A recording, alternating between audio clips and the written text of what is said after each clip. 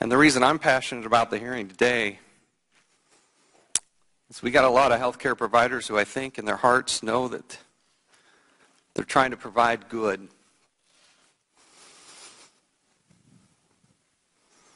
The question before us is, does this organization, does Planned Parenthood really need federal subsidy? Does it need federal dollars? Every time we spend a federal dollar, what we're doing is we're pulling money out of somebody's pocket and we're giving it to somebody else. What I don't like, what I don't want to tolerate, what I don't want to become numb to is wasting those taxpayer dollars. And as best I can tell, we're going to have a hearing here, this is an organization that doesn't need federal subsidy.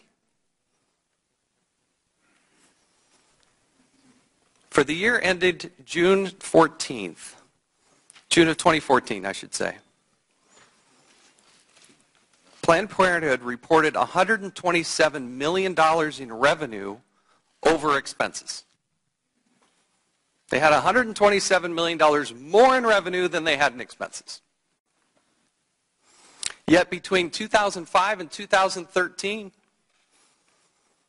in large part under Ms. Richards' leadership, there's a 53% reduction in cancer screenings,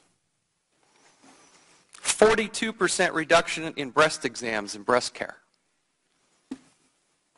I don't understand why. I don't understand why. Let me give you a sense of the numbers that we're talking about here. Government dollars from taxpayers going to Planned Parenthood is roughly $528 million. $450 million of that comes in federal funds. Roughly $390 million comes in the form of Medicaid. There's going to be a lot of bluster today about shutting down the government over Planned Parenthood. The funding amount that we're talking about under Title X is $60 million. Remember, I just told you that last year, they had more than $100 million in revenue without expenses, and we're talking about $60 million. Roughly 4.6 of their total revenue. Planned Parenthood is an organization with massive salaries. Ms. Richards makes nearly $600,000 a year. The affiliate, the person that runs the affiliate in Minnesota, North Dakota, and South Dakota makes roughly $450,000 a year. And I could be here for a long time listing out some very exorbitant salaries. This is also an organization that seems to have exorbitant travel expenses. 2013, they spent more than $5 million in travel. First-class tickets, private chartered aircraft. Roughly, they're spending $14,000 a day on travel. That's a lot. That's money that isn't going to women's health care. In 2012 and 2013, spent roughly $600,000 on blowout parties, chocolate champagne events, and Salt and Pepper came and performed a concert, and all kinds of celebrities and other hoopla. These are things they lost money doing, according to their tax record. In the past 3 years, they've spent more than $67 million on fundraising. They're pretty good at it. That's partly my point. They're pretty good at fundraising. They don't necessarily need taxpayer dollars to go pay for it.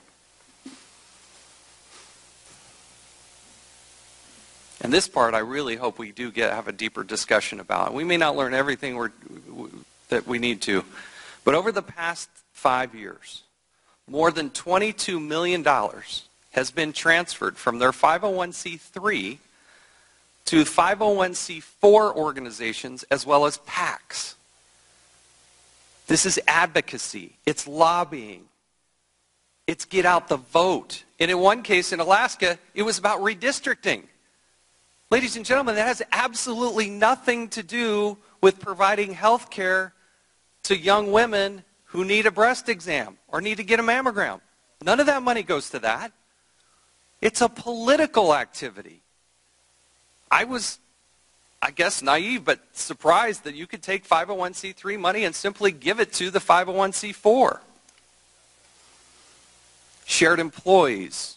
If you look at Planned Parenthood and the other organizations underneath it, you're going to find shared employees, shared facilities, mailing lists, shared assets. It's a political organization.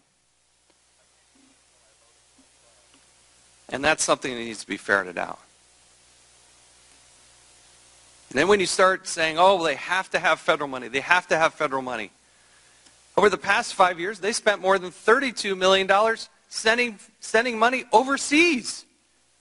Didn't even come to the United States of America. Didn't affect people in low-income situations.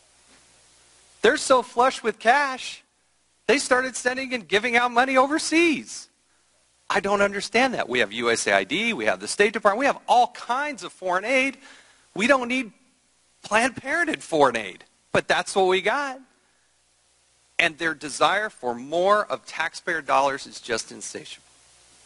So let's just be honest here. This is what this is really all about.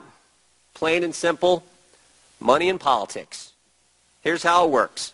Politicians give money to Planned Parenthood, who give it back to politicians at election time, who get elected, and give it back to Planned Parenthood, who give it back to politicians who get elected, and the game plays on. In 2012, in that election cycle, Planned Parenthood spent almost $12 million in advertising. In fact, $11,874,052, 100% of that went to Democrats.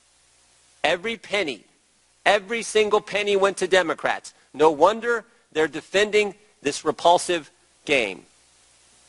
Politicians give money to Planned Parenthood. They give it back to politicians. And it keeps on going. The nice thing about these videos, it's lifted the curtain. We can now see what's going on there. And that's why we should fund the government and shift the money from this organization to organizations who didn't do this kind of behavior. With that, I yield back, Mr. Chairman.